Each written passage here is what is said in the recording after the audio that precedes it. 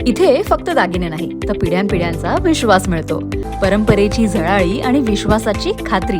Kailas अडगावकर jewellers, Datta मंदिर bus stop, Nashik road.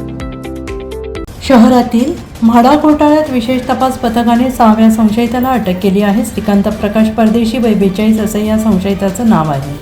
परदेशी हे भूमी अभिलेख कार्यालयात परीक्षक भूमापन पदावर कार्यरत आहेत. न्यायालयाने परदेशी याला शुक्रवारपर्यंत पोलीस कोठडी सुनावलेली आहे. राज्य शासनाच्या 2013च्या सर्वसमावेशक गृहनिर्माण धोरणानुसार 4000 चौरस मीटरपेक्षा मोठ्या भूखंडावर गृह प्रकल्प उभारताना 20% जागा परवडणाऱ्या घरांसाठी म्हाडाला देणं बंधनकारक आहे. मात्र संशयितांनी जमिनीचे तुकडे करून बनावट नकाशे तयार केले.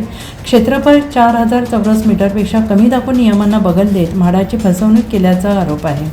त्यामुळे गरजू परवडणाऱ्या घरांपासून वंचित राहिल्याचे समोर येत आहे. सरकारवाडा पोलिसात गुन्हा दाखल करण्यात आलेला आहे. अटक टाळण्यासाठी 123 संशयितांनी न्यायालयात अटकपूर्व जामीन अर्ज केले असून त्यातील बहुतांश जणांचे अर्ज मान्य झाले.